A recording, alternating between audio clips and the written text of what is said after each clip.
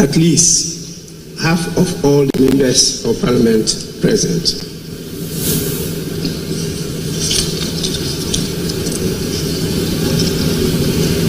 Consequently,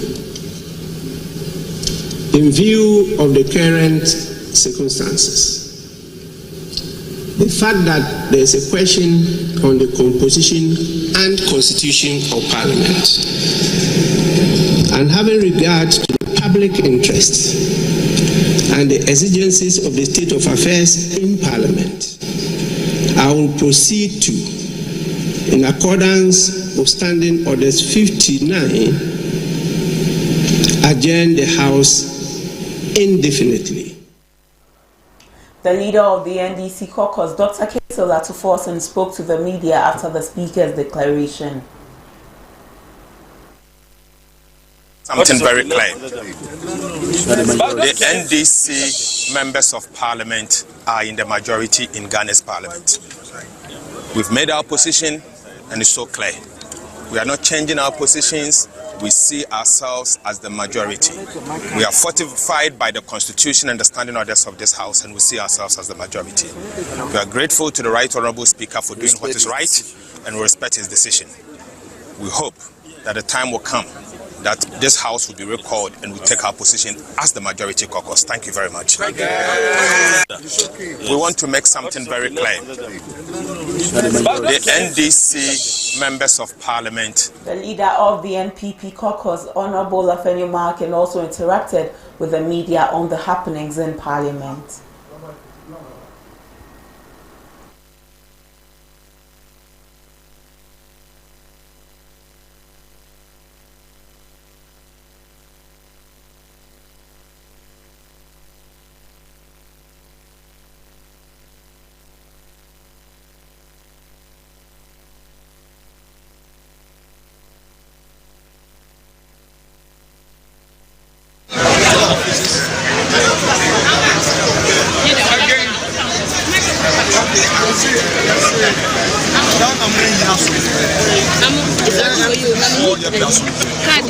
Supreme Court.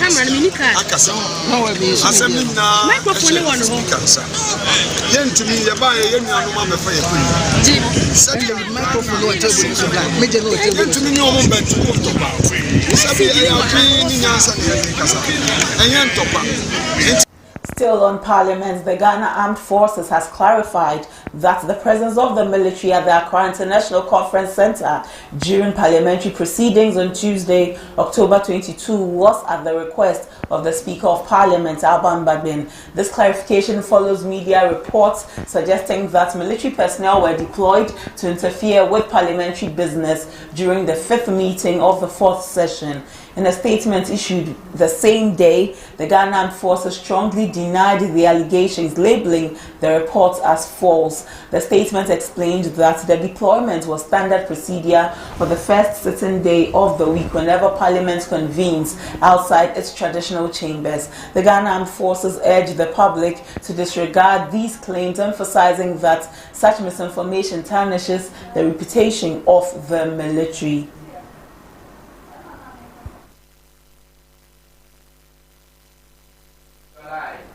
The majority leader, Alexander Afenyo Markin, has announced plans to trigger a recall of Parliament on Wednesday, October 23. Speaking on TTFM's Eyewitness News with Umari Sanda Amodu on Tuesday, October 22, the Futu MP expressed concerns over the recent decision by Speaker of Parliament, Alban Bagbin, to indefinitely adjourn the House. Afenyo Markin suggested that Speaker's move is part of a broader strategy by the NDC MPs to obstruct parliamentary business, accusing them of attempting to derail Ghana's economy. The majority leader emphasized that the NPP is determined to counter these efforts and ensure that government business continues unhindered despite the opposition's alleged tactics.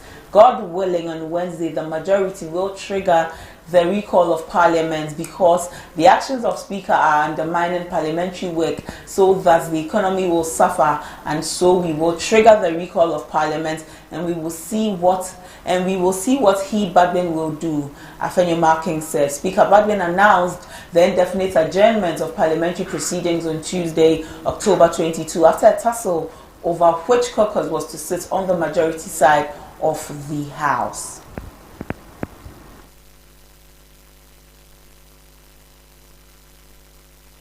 Still in Parliament, Cynthia Mamle Morrison, the Member of Parliament for Agona West, has firmly denied rumours that she is reconsidering her decision to run as an independent candidate in the 2024 general elections. The clarification comes after photos surfaced showing her with some majority members of Parliament at Parliament's Job 600 office on October 22, 2024. These images sparked speculation that Morrison might be reversing her decision to contest independently after losing the New Patriotic Party's parliamentary primaries to Christopher Arthur. Morrison had earlier declared her intention to run as an independent candidate following her defeat in the primaries, which stirred controversy. This development led Speaker Alban Bagbin to declare her seat along with other 3 seats vacant. In response to the rumors, Morrison issued a statement on Tuesday, October 22, categorically denying any decision to withdraw her independent candidacy. She urged the public and her constituents to dismiss the baseless claims and reaffirmed her commitment to running independently in the upcoming elections.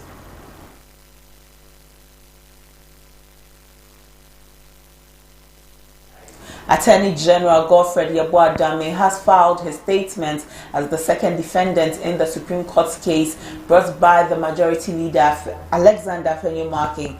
The case challenges the Speaker of Parliament's decision to oust 4 members of Parliament who declared their intention to run as independent candidates ahead of the December 2024 elections. In his statement filed on October 21, Mr. Dame argued that the Constitution does not mandate the vacation of a seat by an MP who files to contest a future election as an independent candidate or under a different party ticket.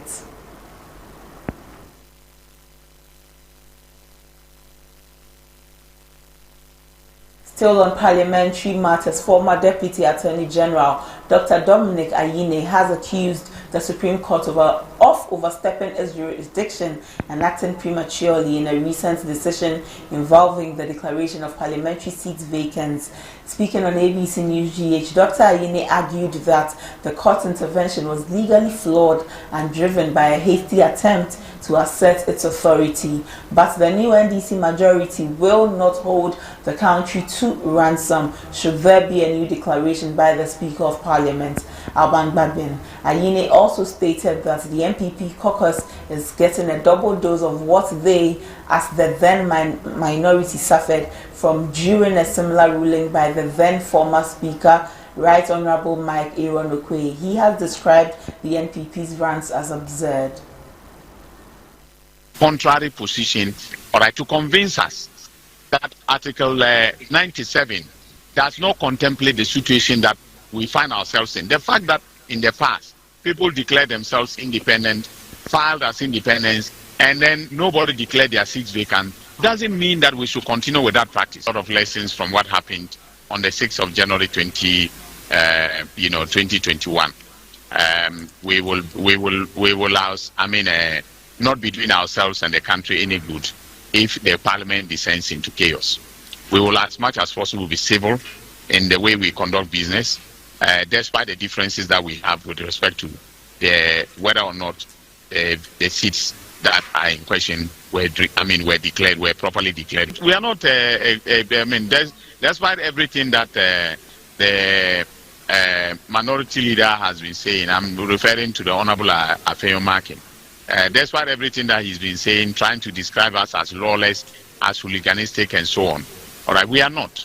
You know us as individuals. You know us collectively.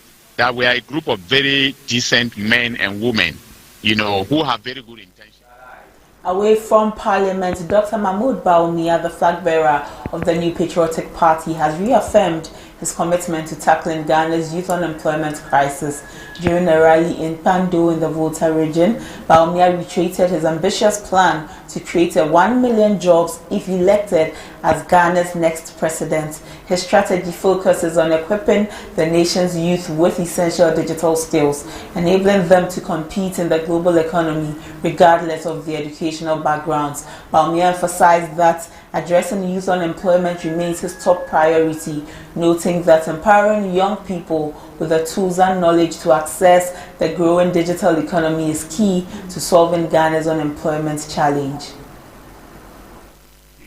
No country in Africa has been able to do it. We said it is possible, and we have done it. The first country in the whole of Africa to do mobile money interoperability.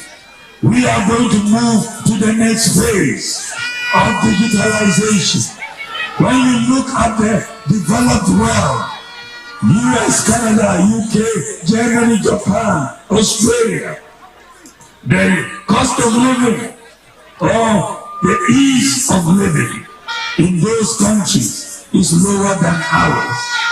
For them, if you want to buy something in the US or Canada or Japan or the UK, you don't need to have the cash to fully pay for it. They have what they call a credit system. Everybody has a credit score, and that allows you to get credit for a TV, for a computer, for a car, for a house, and then you pay small. After 3 years or 5 years, you pay for it. They have that credit system, and I am going to bring that credit system to Ghana for everybody to benefit from the credit system.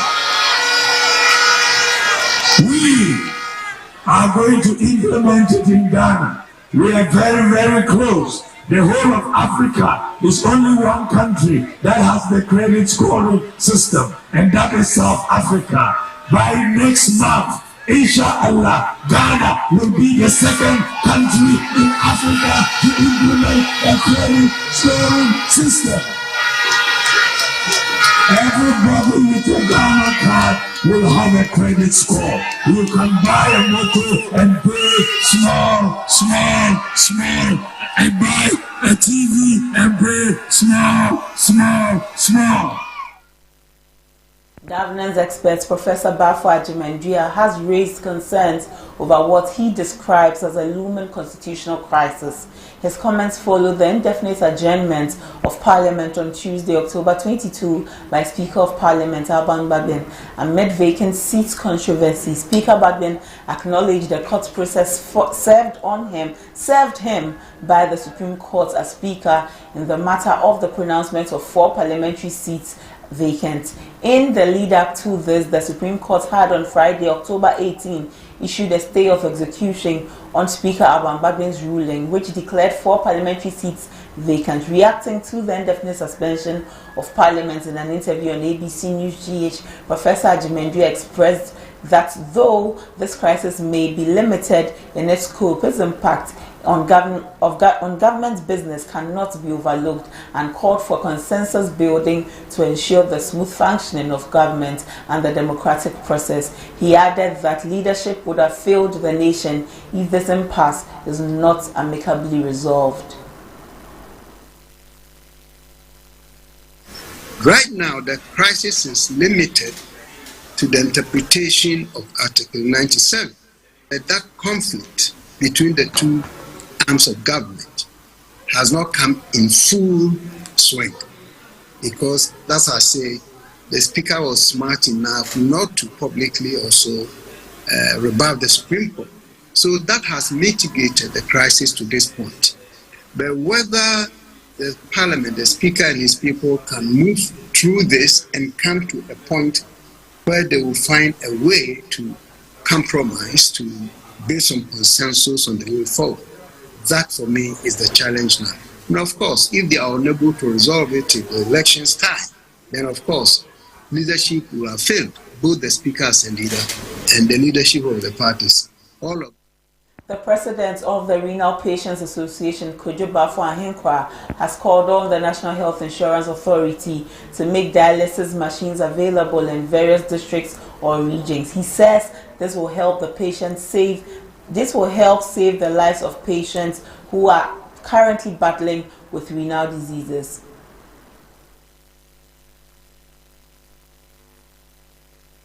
All for ABC headlines this morning. ABC in the morning comes up shortly. Stay with us.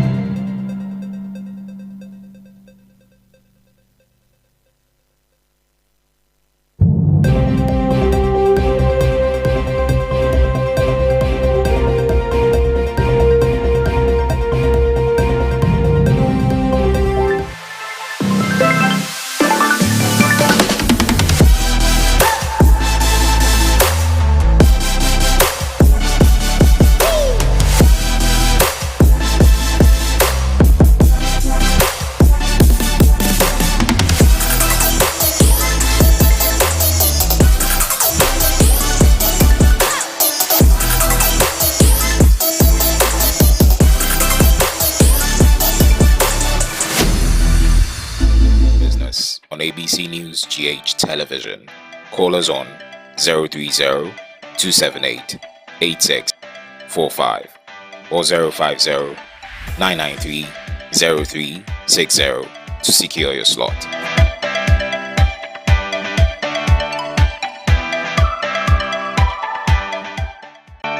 You can advertise your brand or business on ABC News GH Television. Call us on 030-278-8645 or 050-993-0360 to secure your slot.